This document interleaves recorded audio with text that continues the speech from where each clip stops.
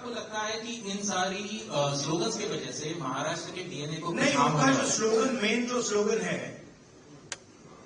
एक है तो सेफ है, वो मैंने इतनी अच्छी तरह आपको दिखाया है, उसको समझाया है कि एक है तो सेफ है। एक कौन है? एक नरेंद्र मोदी जी हैं, अदानी जी हैं, अमित शाह जी हैं। सेफ है तो कौन सेफ है? अदानी जी सेफ है। कष्ट किसको होगा?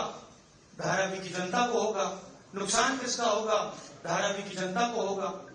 जो हिंदुस्तान की स्मॉल और मीडियम इंडस्ट्रीज हैं, जिसका एक चिन्ह धारावी है, उसको एक व्यक्ति के लिए खत्म किया जा रहा है।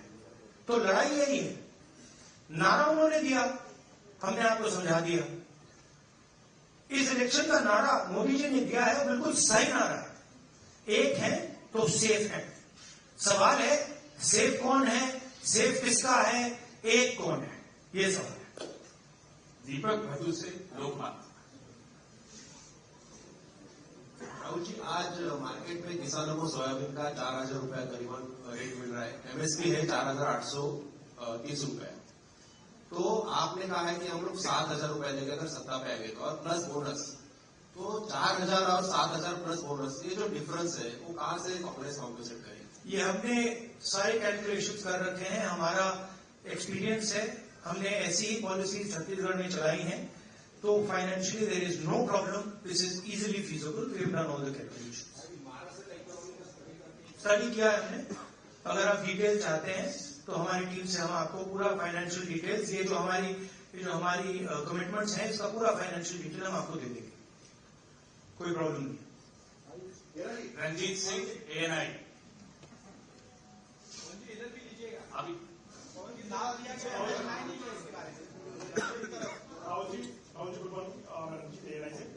आप चूंकि काफी केंद्रित है धारावी के मुद्दे को लेकर के, तो मैं सवाल करना चाहूंगा कि 2005 से धारावी में कोई डेवलपमेंट हुआ नहीं है, रीडेवलपमेंट के नाम पे अगर हम बात करें तो अब जो योजना वहां चल रही है, आप चूंकि कह रहे हैं कि बिलियन को लक्ष्य लगाने की कोशिश है, लाख करोड़ का टारगेट है, तो 2005 से अब तक जो विकास नहीं हुआ, अगर शुरू हुआ है उसमें आपको कमियां नजर आती है, और सरकार आने में बदलने की बात भी की है महाविकास आघाड़ी। नहीं, विकास नहीं हुआ सवाल नहीं है, रीडेवलपमेंट।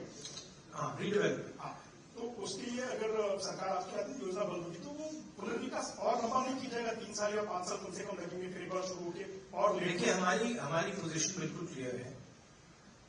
ये जो जमीन है, जो लोग धारावी में रहते हैं, उनकी जमीन है, वो उस पे सालों से रह रहे हैं, वहां पे वो काम करते हैं, स्मॉल और मीडियम बिजनेसेस का हब है।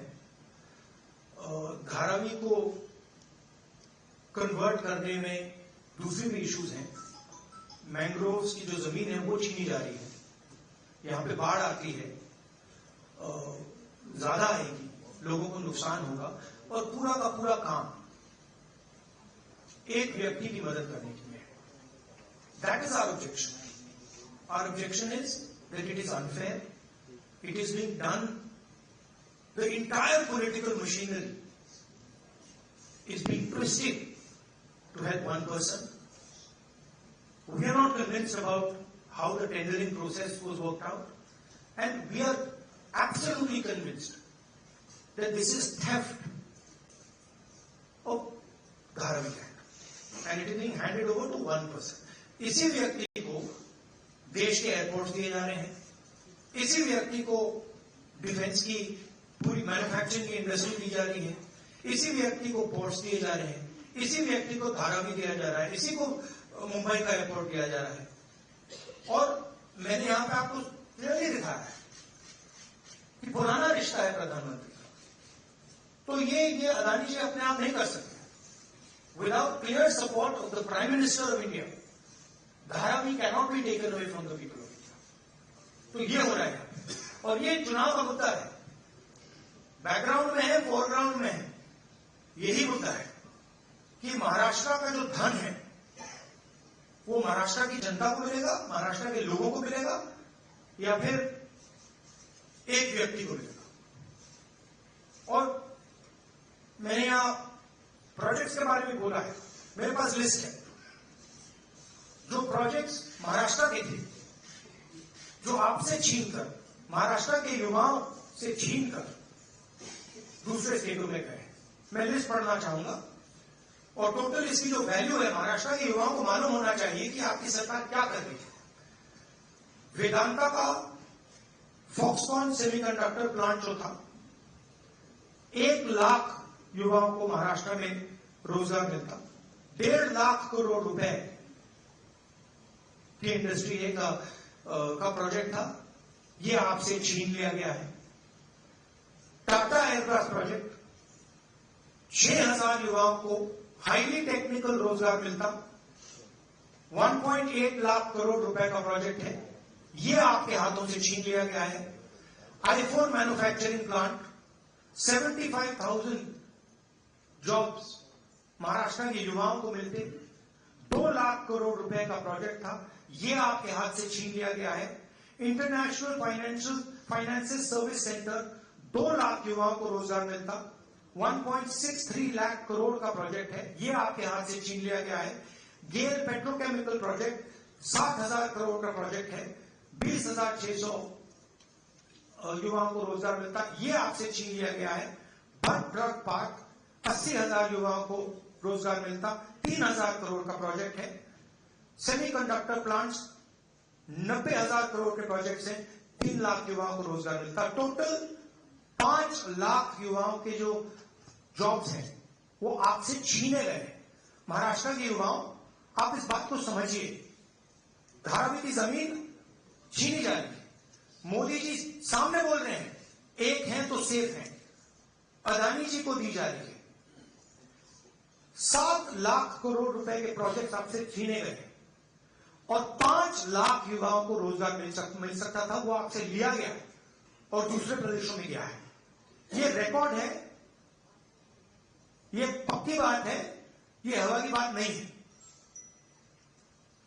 अनन्या गुप्ता, और अगर आप इसके डिटेल चाहते हैं तो हम आपको सबको डिटेल्स दे सकते हैं। महाराष्ट्र के युवाओं, आप ये बात समझिए, आपसे आपकी सरकार, महाराष्ट्र की सरकार रोजगार चोरी कर रही है। Sir, if you see the tendering process, it is stated that everyone will get houses in Dharavi who are staying over there. So how do you claim and justify that people will get Everybody knows how Adani tendering process works. The whole country knows it. Okay, everybody knows how CBI is used, how ED is used, how Income Tax Department is used, how people are pressured. An example is sitting in front of you in Mumbai airport. It's there for everybody to see. Now, it's one thing if the media doesn't want to report it, right? But the fact of the matter is the whole country knows that Mr. Adani is fully supported by the Prime Minister, and anything that Mr. Adani wants, he gets. Sir, Deepa Kadam Sakal, एक second please, अनुशासन please. Deepa Kadam Sakal, Dharavi का redevelopment policy कैसी होगी, इसका आपके पास counter agenda क्या है? धारावी का रिडेवलपमेंट कैसे होगा, इसका धारावी का डेवलपमेंट जो वहां के स्टेक होल्डर्स हैं उनके इंटरेस्ट को लेकर होगा। आज उनके इंटरेस्ट को परे किया जा रहा है, उनके इंटरेस्ट को निगेट किया जा रहा है और इनके इंटरेस्ट को पूरा सपोर्ट दिया जा रहा है। और सिर्फ धारावी की बात नहीं है, दूसरी जमीन की बात है, मैंग्रोव की बात है, मुंबई की फ्लडिंग की बात है। तो ये सिंपल चीज नहीं है कि भाई सिर्फ धारावी जा रहा है, ये बड़ा कॉम्प्लिकेटेड डिसीजन है। और हम चाहते हैं कि जो धारावी के स्टेक होल्डर्स हैं और मुंबई की जनता का इसका फायदा हो। तो जो भी होगा स्टेक होल्डर्स से पूछकर, स्टेक होल्डर्स के पार्टिसिपेशन के साथ होगा। एक व्यक्ति के लिए सारे रूल्स तोड़कर नहीं होगा। राजू सोनवणे, एबीपी माझा।